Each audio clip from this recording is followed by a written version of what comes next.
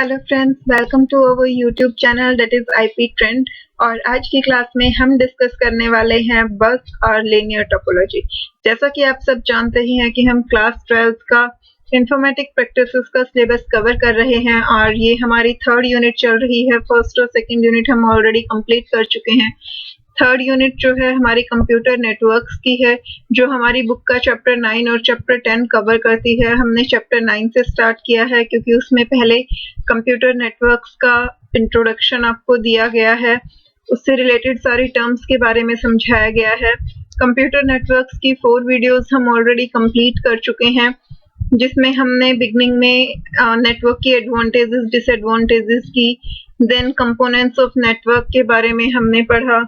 उसके बाद हमने टोपोलॉजीज क्या होती हैं उसके बारे में पढ़ा। इस तरीके से ये आज हमारी 5th वीडियो है जिसमें हम बस और लीनियर टोपोलॉजी के बारे में स्टडी करने जा रहे हैं। लास्ट क्लास में हमने स्टार टोपोलॉजी डिस्कस की थी कि स्टार टोपोलॉजी जो है वो कैसी होती है, उसकी क्या क्या एडवांटेजेस होती हैं, क्या डिसएडवांटेजेस होती हैं। और मैंने आप लोगों से बोला था कि पहले आप टोपोलॉजीज को अच्छे से समझिए, स्टार टोपोलॉजी के बारे में पढ़िए, उसे अच्छी तरह से समझिए, उसके बाद हम आगे की टोपोलॉजीज कवर करेंगे। क्योंकि जब आपको बेसिक नॉलेज होगी तभी आगे पढ़ने का फायदा है। अगर बेसिक नॉलेज ही नहीं होगी तो आगे चीजें समझ नहीं आएंगी। एक बार फटाफट से रिवाइज कर लेते हैं कि स्टार टोपोलॉजी में आपने क्या पढ़ा था, ताकि आप उसे बस टोपोलॉजी से कंपेयर कर पाओ। स्टार टोपोलॉजी का जो आपने डायग्राम देखा था वो एक स्टार के फॉर्म में था। मैं आपको एक बार दिखा भी देती हूँ।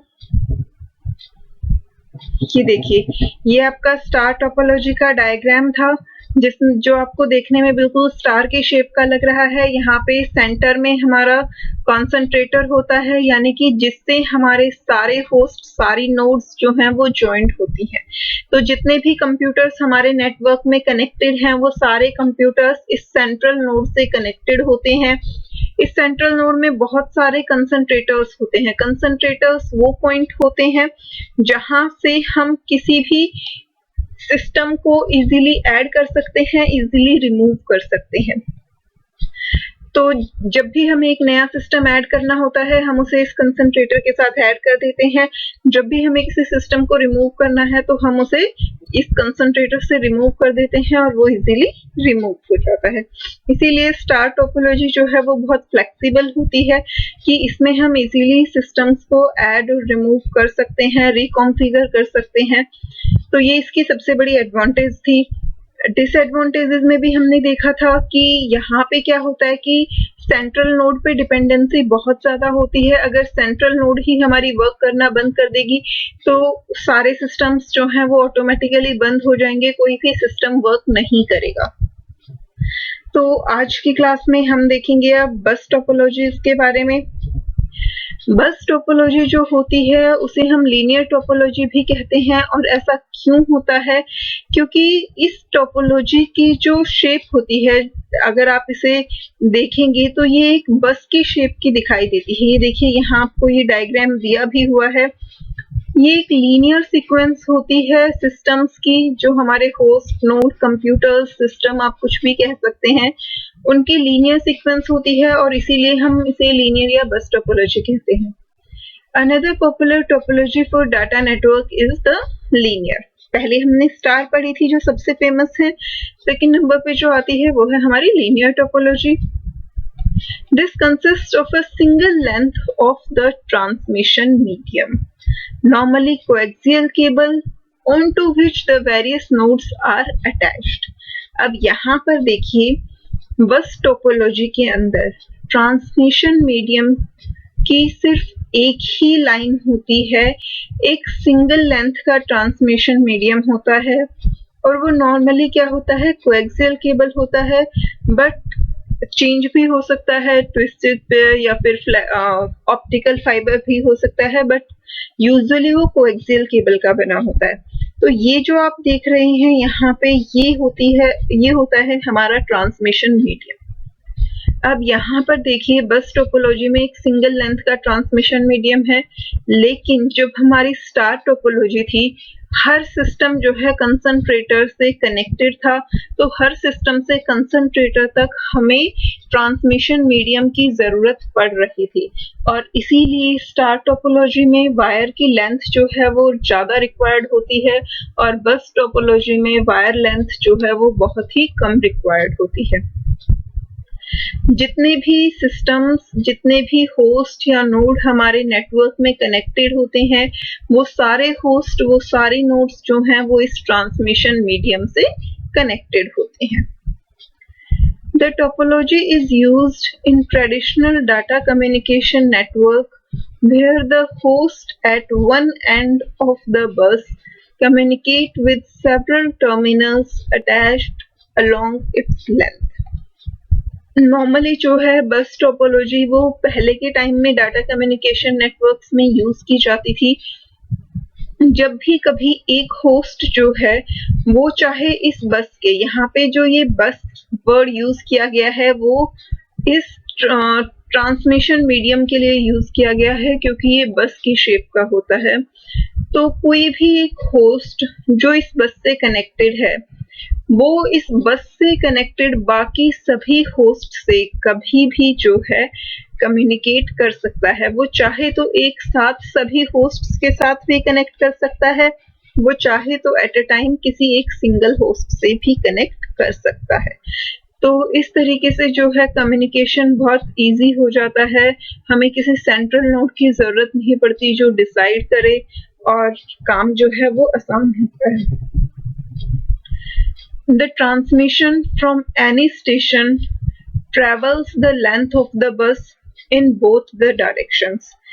जब भी किसी भी स्टेशन से ट्रांसमिशन होता है, सपोज आप ये जो डायग्राम देख रहे हैं इसी का एग्जांपल लीजिए।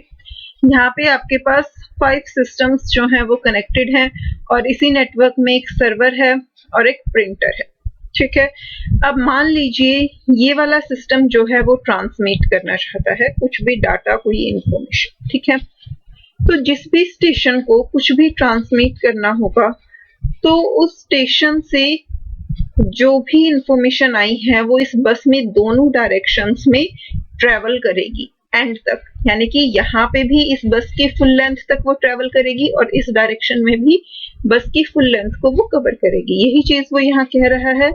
ट्रांसमिशन फ्रॉम एनी स्टेशन, कि किसी भी स्टेशन से अगर ट्रांसमिशन होता है, it travels the length of the bus, तो वो पूरी बस की लेंथ में ट्रेवल होता है दोनों डायरेक्शंस के अंदर, and can be received by all the other station, और उस सिग्नल को, उस इंफॉर्मेशन को कोई भी स्टेशन जो इस बस से कनेक्टेड है उसे रिसीव कर सकता है। The bus has terminators at either end which absorb the signal, removing it from the bus. जब भी किसी भी स्टेशन से जो है डाटा ट्रांसमिट होगा तो वो दोनों डायरेक्शंस में ट्रेवल कर रहा है। अब जब वो दोनों डायरेक्शंस में ट्रेवल कर रहा है तो ऐसा ना हो कि डाटा लीक हो जाए, इस वजह से जो भी इस ट्रांसमिशन मीडियम की लेंथ है उसकी दोनों तरफ, दोनों एंड्स पे जो है वो क्या लगाए जाते हैं, टर्मिनेटर्स लगाए जाते हैं। जैसे ही डाटा इस ट्रांसमिशन मीडियम के या इस बस के एंड पे पहुंचता है वो अपने आप उस बस से रिमूव हो जाता है, डिलीट कर दिया जाता है। ये टर्मिनेटर्स जो हैं ये उस सिग्नल को एब्जॉर्ब कर लेते हैं, टर्मिनेट कर देते हैं। तो दोनों ही डायरेक्शंस में टर्मिनेटर लगे होते हैं ताकि ये सिग्नल को टर्मिनेट कर दे और इस बस के बाहर जो है वो सिग्नल लीक ना हो पाए। Data is transmitted in small blocks known as packets. बस टोपोलॉजी में जो डाटा ट्रांसमिट होता है वो छोटे छोटे ब्लॉक्स की फॉर्म में होता है और इन ब्लॉक्स को जो है हम क्या कहते हैं, पैकेट्स कहते हैं। Each packet has some data bits plus a header containing its destination address.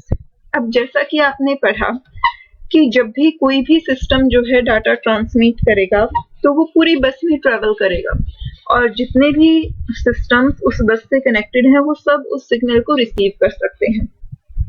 तो अब पता कैसे चलेगा कि जो सेंडर है उसने डाटा किस सिस्टम के लिए भेजा है, एक्चुअल डेस्टिनेशन क्या है। जैसे हमने अभी कंसीडर किया था कि मानिए इस वाले सिस्टम ने जो है वो डाटा ट्रांसमिट किया है, ठीक है। अब इस वाले सिस्टम ने डाटा ट्रांसमिट किया है, बट वो डाटा ट्रेवल तो अक्रॉस द लेंथ कर रहा है, तो उसका रिसीवर कौन है ये कैसे पता चलेगा। तो जब ये सिस्टम डाटा को सेंड करेगा तो ये क्या करेगा, एक पैकेट बनाएगा, उस पैकेट में डाटा सेट करेगा, डाटा के साथ साथ उस पैकेट का एक हेडर सेट होगा और उस हेडर में ये डेस्टिनेशन सिस्टम का एड्रेस डालेगा। उसके बाद ये उस पैकेट को ट्रांसमिट कर देगा। जब वो पैकेट इस पूरी बस में ट्रेवल करेगा तो वो इस वाले सिस्टम के पास भी जाएगा, तो ये सिस्टम चेक करेगा कि क्या हेडर में मेरा डेस्टिनेशन एड्रेस है। अगर इस सिस्टम का डेस्टिनेशन एड्रेस होगा तो ये उसे रिसीव कर लेगा, अदरवाइज उसे डिस्कार्ड कर देगा। सिमिलरली ये वाला सिस्टम भी चेक करेगा कि जो पैकेट अभी अभी आया है क्या उसके हेडर में इस वाले सिस्टम का एड्रेस है। अगर इसका एड्रेस होगा तो ये उसे रिसीव कर लेगा, अदरवाइज डिस्कार्ड कर देगा। सिमिलरली जितने भी होस्ट कनेक्टेड हैं वो सब डेस्टिनेशन एड्रेस को चेक करेंगे। अगर डेस्टिनेशन एड्रेस में उनका खुद का एड्रेस होगा तो वो पैकेट को रिसीव कर लेंगे, अदरवाइज उसे डिस्कार्ड कर देंगे। A station wanting to transmit some data send it in packets along the bus। जो भी स्टेशन डाटा ट्रांसमिट करना चाहता है वो डाटा को पैकेट की फॉर्म में बस में ट्रांसमिट कर देगा। The destination device on identifying the address on the packet। जो डेस्टिनेशन डिवाइस है जब वो पैकेट पे अपना एड्रेस आइडेंटिफाई कर लेगा, copies the data on to its disk. तो वो डाटा को अपनी डिस्क में कॉपी कर लेगा। जैसा कि मैंने आपको बताया कि सभी सिस्टम्स जो हैं डेस्टिनेशन एड्रेस चेक करेंगे। अगर वो उस डेस्टिनेशन एड्रेस को आइडेंटिफाई कर लेते हैं कि ये उनका ही डेस्टिनेशन एड्रेस है तो वो उस डाटा को कॉपी कर लेंगे, अदरवाइज डिस्कार्ड कर देंगे।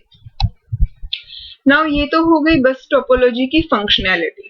अब हम देखते हैं कि इस टोपोलॉजी की एडवांटेजेस क्या हैं और डिसएडवांटेजेस जो हैं वो क्या क्या हैं। तो सबसे पहले देखते हैं advantages of linear topology. First advantage है हमारी short cable length and simple wiring layout. बस टोपोलॉजी जो है उसमें केबल लेंथ बहुत ही कम रिक्वायर्ड होती है क्योंकि एक सिंगल लेंथ ट्रांसमिशन मीडियम होता है। उसे हम स्ट्रेट लाइन में अरेंज कर देते हैं, सारे सिस्टम्स उस ट्रांसमिशन मीडियम से कनेक्टेड होते हैं, इसीलिए उसका लेआउट भी जो है वो बहुत ज्यादा सिंपल होता है। Because there is a single common data path connecting all the nodes, the linear topology allows a very short cable length to be used। क्योंकि यहाँ पर एक सिंगल कॉमन डाटा पाथ है, सिंगल ट्रांसमिशन मीडियम है जिससे सभी की सभी नोड्स जो हैं वो कनेक्टेड हैं, इसीलिए लीनियर टोपोलॉजी में बहुत ही शॉर्ट केबल लेंथ यूज होती है। This decreases the installation cost, जिसकी वजह से इंस्टॉलेशन कॉस्ट कम हो जाती है। साथ ही साथ उसका लेआउट जो है वो सिंपल रहता है और उसे मेंटेन करना जो है वो बहुत इजी होता है क्योंकि वो बिल्कुल स्ट्रेट लीनियर फॉर्म में होता है। इसके बाद सेकंड जो हमारी एडवांटेज होती है वो है resilient architecture. The linear architecture has an inherent simplicity that make it very reliable from a hardware point of view। जो हमारा बस टोपोलॉजी है उसका आर्किटेक्चर लीनियर होता है, ये तो हमने देख ही लिया, इसी वजह से हम उसे लीनियर टोपोलॉजी भी कहते हैं। और उसका लेआउट भी जो है वो बहुत सिंपल होता है। तो इस आर्किटेक्चर की जो एक और सिंप्लिसिटी होती है, जो इसका लेआउट की सिंप्लिसिटी है, वो इसे बहुत ज्यादा रिलायबल बना देती है हार्डवेयर पॉइंट ऑफ व्यू से। अब रिलायबल कैसे बना देती है, जितने ज्यादा कनेक्शंस होते हैं किसी भी नेटवर्क में, कनेक्शंस जो हैं वो सबसे ज्यादा एरर प्रोन होते हैं। आपने स्टार टोपोलॉजी में भी पढ़ी थी ये चीज। तो जितने कम कनेक्शंस हमारे पास होंगे उतना ज़्यादा हमारा सिस्टम जो है वो रिलायबल होगा। यानी कि जितने कम कनेक्शंस होंगे उतना ही उन कनेक्शंस के खराब होने के चांसेस कम होंगे, जितने ज़्यादा कनेक्शंस होंगे उतने ज़्यादा खराब होने के चांसेस होंगे। तो क्योंकि बस टोपोलॉजी में बहुत कम कनेक्शंस होते हैं सिंगल ट्रांसमिशन मीडियम की वजह से, इसी वजह से वो हार्डवेयर पॉइंट ऑफ व्यू से बहुत रिलायबल होता है। There is a single cable through which all the data propagates and to which all nodes are connected। यहाँ पे एक सिंगल केबल होती है जिसके थ्रू सारा का सारा डाटा प्रोपेगेट होता है और वो सारी कनेक्टेड नोड्स तक पहुंच जाता है। तो इसी वजह से ये आर्किटेक्चर जो है वो बहुत ज़्यादा रिलायबल होता है, रेजिलिएंट होता है। नाउ हमारी नेक्स्ट एडवांटेज जो है वो क्या है? Easy to extend. Bus topology को एक्सटेंड करना बहुत इजी होता है। Additional node can be connected to an existing bus network at any point along its length. जब भी हमें कोई भी नया सिस्टम, कोई भी नई नोड को अपने नेटवर्क में अटैच करना है तो हमें क्या करना पड़ेगा? जो हमारा एग्जिस्टिंग ट्रांसमिशन मीडियम है, जो एग्जिस्टिंग बस नेटवर्क है, उस बस में किसी भी एक पॉइंट पे हम उस नोड को कनेक्ट कर देंगे। तो जितनी भी हमारी बस की लेंथ है उस लेंथ में कहीं भी हम किसी भी पॉइंट पर नोड को अटैच कर सकते हैं, इसीलिए किसी भी नोड का कनेक्शन बहुत इजी होता है। More extensive additions can be achieved by adding extra segments connected by a type of signal amplifier known as repeater। अब यहाँ पे इसका मतलब क्या है? एक्सटेंसिव एडिशंस का यहाँ पे क्या मतलब है और एडिंग एक्स्ट्रा सेगमेंट्स का? तो इसे आप इस डायग्राम से देखिए। मान लीजिए एक बार आपने जो लिया वो इतनी लेंथ का ट्रांसमिशन मीडियम लिया, इसमें आपने 5 systems, printer, server already connect कर रखे हैं। अब आपको एक नई नोड जो है वो अटैच करनी है, तो मान लीजिए आपने वो उस नई नोड को यहाँ पे अटैच कर दिया, ठीक है।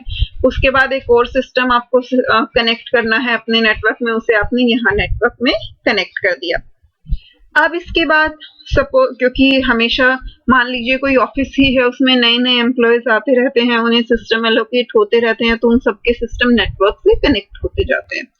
तो मान लीजिए हमें एक और सिस्टम जो है वो इस नेटवर्क से कनेक्ट करना है, बट अब ये जो हमारा ट्रांसमिशन मीडियम था, जो बस नेटवर्क था, ये पूरा फुल है, इसमें कहीं भी आपको कनेक्शन के लिए स्पेस नहीं दिख रहा है।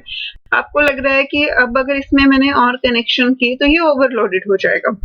तो इस केस में हम क्या करेंगे? हम एक एक्स्ट्रा सेगमेंट जो है ट्रांसमिशन मीडियम का वो ऐड कर देंगे। किसकी हेल्प से ऐड करेंगे? रिपीटर्स या एम्पलीफायर्स की हेल्प से। रिपीटर्स और एम्पलीफायर क्या होते हैं उसके बारे में हम इस चैप्टर के एंड में पढ़ेंगे। फिलहाल के लिए आप ये देखिए कि जब भी हमें दो ट्रांसमिशन मीडियम्स को आपस में कनेक्ट करना होता है तो हम उन्हें रिपीटर्स, एम्पलीफायर्स की हेल्प से कनेक्ट करते हैं। तो जब भी हमें एक्सटेंसिव एडिशन करना है, यानी कि हमें एक नोड ऐड करनी है बट हमारे नेटवर्क में स्पेस नहीं है, तो हम एक एक्स्ट्रा सेगमेंट जो है वो रिपीटर की हेल्प से ऐड करेंगे और फिर इस सेगमेंट में जो है वो उस नई नोड का कनेक्शन एस्टेब्लिश कर देंगे।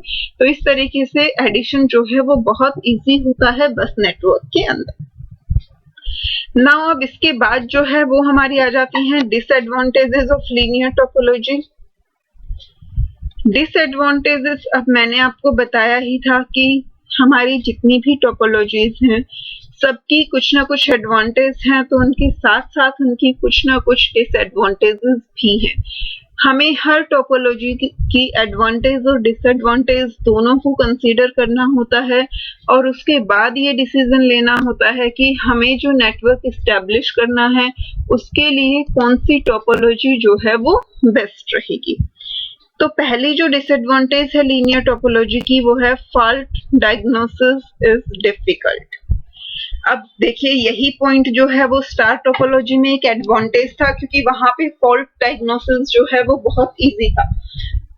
कौन सी नोड में जो है वो फेलियर हुआ है वो पता करना बहुत आसान था स्टार टोपोलॉजी के अंदर, बट बस टोपोलॉजी के अंदर यही काम बहुत डिफिकल्ट हो जाता है। अगर हमारी एक नोड काम करना बंद कर देती है तो बस नेटवर्क में ये आइडेंटिफाई करना बहुत डिफिकल्ट है कि कौन सी नोड जो है उसने वर्क करना बंद कर दिया है। Although simplicity of the bus topology means that there is very little to go wrong, जैसा कि हमने अभी ऊपर पढ़ा ही था कि बस टोपोलॉजी की जो सिंप्लिसिटी होती है उसकी वजह से वो बहुत रिलायबल होती है, यानी कि बस टोपोलॉजी में बहुत कम चांसेस होते हैं कि उसमें कुछ गलत हो। But fault detection is not a simple matter, लेकिन चांसेस तो होते ही हैं गलत होने के। अब रिलायबल है तो गलत होने के चांसेस कम है, बट हम ऐसा तो नहीं कह सकते कि कुछ भी उसमें गलत होगा ही नहीं। आफ्टर ऑल सिस्टम्स तो कनेक्टेड है, किसी भी सिस्टम में कोई भी फॉल्ट आ सकता है। तो अगर किसी सिस्टम में कोई फॉल्ट आ गया तो उसका डिटेक्शन इजी नहीं होता है। Control of the network is not centralized in any particular node. जो नेटवर्क का कंट्रोल है वो सेंट्रलाइज नहीं है, यानी कि किसी भी पर्टिकुलर नोड के हाथ में उस नेटवर्क का कंट्रोल नहीं है। सभी सिस्टम्स जो हैं वो अपने अकॉर्डिंग डाटा ट्रांसमिट कर रहे होते हैं। This means that detection of fault may have to be performed from many points in the network. इसलिए अगर सेंट्रलाइज्ड होता तो हम सेंट्रलाइज्ड नोड पे ही फॉल्ट डिटेक्शन परफॉर्म करते और उससे हम रिकॉग्नाइज कर लेते, बट क्योंकि सेंट्रलाइज्ड नहीं है इसीलिए फॉल्ट डिटेक्शन के लिए हमें बहुत सारे पॉइंट्स पे फॉल्ट डिटेक्शन एक्शन परफॉर्म करना पड़ता है ताकि हम फॉल्ट को डायग्नोस कर सकें। इसके बाद जो हमारा नेक्स्ट डिसएडवांटेज है वो है फॉल्ट आइसोलेशन इज डिफिकल्ट। अब पहला पॉइंट हमने पढ़ा that fault diagnosis is difficult. सबसे पहला काम तो फॉल्ट को डायग्नोस करना ही डिफिकल्ट है कि कहाँ पे फॉल्ट हुआ है। अब मान लीजिए आपने डायग्नोस कर लिया कि फॉल्ट कहाँ पर है, डायग्नोस करने के बाद भी उसका आइसोलेशन जो है वो इजी नहीं होगा। In star topology, a defected node can easily be isolated from the network by removing its connection at the center. मैंने आज भी आपको जब रिवाइज किया तो बताया था कि हमें कोई नई नोड ऐड करनी होती थी स्टार टोपोलॉजी में तो भी हम कंसंट्रेटर में ऐड कर देते थे, रिमूव करनी होती थी तो उसे कंसंट्रेटर से हटा देते थे। तो स्टार टोपोलॉजी के अंदर जैसे ही हमें ये पता चलता कि ये नोड फॉल्टी है, ये काम नहीं कर रही, हम उसे कंसंट्रेटर से हटा देते और वो नोड जो है आइसोलेट हो जाती है। आइसोलेशन मतलब होता है कि फॉल्टी नोड को, यानी कि जो नोड काम नहीं कर रही, जो कंप्यूटर काम नहीं कर रहा, उसे नेटवर्क से हटा देना, वो होता है आइसोलेशन। तो स्टार टोपोलॉजी में ये काम बहुत आसान था, बट बस टोपोलॉजी में ऐसा नहीं है। बस टोपोलॉजी में क्या होता है, if a node is faulty on the bus it must be rectified at the point where the node is connected to the network. तो जिस पॉइंट पे वो नोड नेटवर्क से कनेक्टेड है उस पॉइंट पे उसे रेक्टिफाई करना बहुत जरूरी होता है। अब इसका मैं आपको डायग्राम की हेल्प से बताती हूँ। ये देखिए, ये आपका बस टोपोलॉजी का डायग्राम था। अब मान लीजिए इस वाले नोड ने काम करना बंद कर दिया, आपको इस वाली नोड को क्या करना है, सिस्टम से हटाना है, यहाँ से रिमूव करना है। तो अब ये वाली नोड जो है वो इस पॉइंट पे कनेक्टेड है यहाँ पे। तो जब आप इस नोड को हटाओगे तो यहाँ पे ये पॉइंट जो है ये आपको ब्रेक करना पड़ेगा। अब ट्रांसमिशन मीडियम में तो कनेक्शन हुआ है, तो यहाँ से जब ये पॉइंट ब्रेक होगा तो यहाँ से सिग्नल के लीक होने के चांसेस हो जाएंगे। तो इसलिए ये पॉइंट भी जो है वो आपको क्या करना पड़ेगा, रेक्टिफाई करना पड़ेगा। जबकि स्टार टोपोलॉजी में ऐसा कुछ करने की हमें जरूरत नहीं थी, हम सीधा कंसंट्रेटर में से नोड को निकाल देते थे। तो इसलिए बस टोपोलॉजी में फॉल्ट आइसोलेशन जो है वो भी काफी डिफिकल्ट होता है। नेक्स्ट है रिपीटर कॉन्फ़िगरेशन। अब बस टोपोलॉजी में रिपीटर्स का यूज मैंने अभी आपको बताया, जब हमें एक्स्ट्रा सेगमेंट ऐड करना होता है वहां हमें रिपीटर्स की जरूरत पड़ती है। When bus type network has its backbone extended, यानी कि जब हम इस नेटवर्क की बैकबोन को एक्सटेंड करते हैं, ट्रांसमिशन मीडियम को एक्सटेंड करते हैं यूजिंग रिपीटर्स, देन रिकॉन्फ़िगरेशन में बी नेसेसरी। तो जब भी हम रिपीटर का यूज करके बैकबोन को ट्रांसमिशन मीडियम को एक्सटेंड करते हैं तो उन पॉइंट्स पे रिकॉन्फ़िगरेशन जो है वो जरूरी होता है, जो कि एक एक्स्ट्रा टास्क बन जाती है हमारे लिए। Now next disadvantage is nodes must be intelligent. अब इसका क्या मतलब है, क्योंकि बस टोपोलॉजी में कोई सेंट्रल नोड नहीं है जो ये डिसाइड करे कब किस नोड को डाटा ट्रांसमिट करना है। सभी नोड्स जो हैं उन्हें खुद ब खुद ये डिसाइड करना है कि कब वो डाटा को ट्रांसमिट करें। अब ट्रांसमिशन मीडियम तो एक ही है, बस तो एक ही है। मान लीजिए दो सिस्टम्स ने एक साथ उस बस में डाटा ट्रांसमिट कर दिया, दोनों सिस्टम्स का डाटा जो है बस में आके मिल गया और वो डाटा आपस में मिक्स हो गया। जब डाटा आपस में मिक्स हो गया तो ऑब्वियसली वो डाटा तो किसी काम का ही नहीं रहा, वो डाटा स्पॉइल हो गया। तो इस वजह से हर नोड के अंदर हमें ऐसा सिस्टम इंसर्ट करना पड़ेगा, हर नोड को हमें इतना इंटेलिजेंट बनाना पड़ेगा कि उसे ये पता हो कि उसे कब डाटा सेंड करना है। यानी कि डाटा को सेंड करने से पहले हर नोड को ये चेक करना पड़ेगा कि पहले से तो बस में ऑलरेडी कोई डाटा ट्रेवल नहीं कर रहा। अगर कोई डाटा ट्रेवल कर रहा है तो वो वेट करेगी कि पहले वो डाटा पूरी बस में ट्रेवल हो जाए, उसके बाद मैं अपना डाटा सेंड करूंगी। अगर इस वक्त बस जो है वो एम्प्टी है, उसमें ऑलरेडी कोई डाटा ट्रांसमिट नहीं कर रहा, तो वो नोड अपना डाटा जो है ट्रांसमिट कर दे। तो इतनी इंटेलिजेंस हर नोड के अंदर होनी चाहिए और उसके लिए हमें हर नोड में एक सॉफ्टवेयर इंस्टॉल करना पड़ेगा। Each node on the network is directly connected to the central bus. जितनी भी नोड नेटवर्क में अवेलेबल होती हैं वो सब डायरेक्टली सेंट्रल बस से कनेक्टेड होती हैं। This means that some way of deciding who can use the network at any given time must be performed in each node. जैसा कि मैंने अभी आपको समझाया, वही ये लाइन कह रही है कि हमें ऐसा कोई वे ढूंढना पड़ेगा जिससे कि हर नोड ये डिसाइड कर सके कि एट प्रेजेंट क्या वो डाटा जो है ट्रांसमिट कर सकती है या नहीं कर सकती। तो ये सारे जो हैं एक्स्ट्रा टास्क बन जाती है, रिपीटर कॉन्फ़िगरेशंस, नोड की intelligence, fault isolation, fault diagnosis भी डिफिकल्ट होता है। तो इसलिए हमें बस नेटवर्क जो है वो चूज करते हुए ध्यान रखना है कि हमारे पास जो है वो ट्रांसमिशन लेंथ, जो ट्रांसमिशन मीडियम की जो लेंथ है वो सफिशिएंट हो। और हमें ये देखना है कि हमारी प्रायोरिटी क्या है। क्या हम इंस्टॉलेशन कॉस्ट को, मेंटेनेंस कॉस्ट को कम रखना चाहते हैं, या फिर हम फॉल्ट डायग्नोसिस और आइसोलेशन को फास्टेस्ट रखना चाहते हैं। और उन बेसिस पे जो है हम ये डिसाइड करते हैं कि हमें इस टोपोलॉजी को चूज करना है या फिर नहीं करना है। अब इसके बाद जो है वो नेक्स्ट हमारी आती है रिंग और सर्कुलर टोपोलॉजी। बट इस टोपोलॉजी के बारे में हम नेक्स्ट क्लास में डिस्कस करेंगे, बिकॉज आई थिंक हमें एक वीडियो में एक ही टोपोलॉजी को डिटेल में डिस्कस करना चाहिए ताकि आप लोगों को कोई कंफ्यूजन ना हो। आप लोग आज बस टोपोलॉजी को पढ़िए, उसकी एडवांटेजेस डिसएडवांटेजेस को समझिए। अगर हो सके, अगर पॉसिबल है आपके लिए, तो बस टोपोलॉजी के बारे में थोड़ा बहुत गूगल भी कीजिए ताकि आपको एडिशनल इंफॉर्मेशन भी मिले।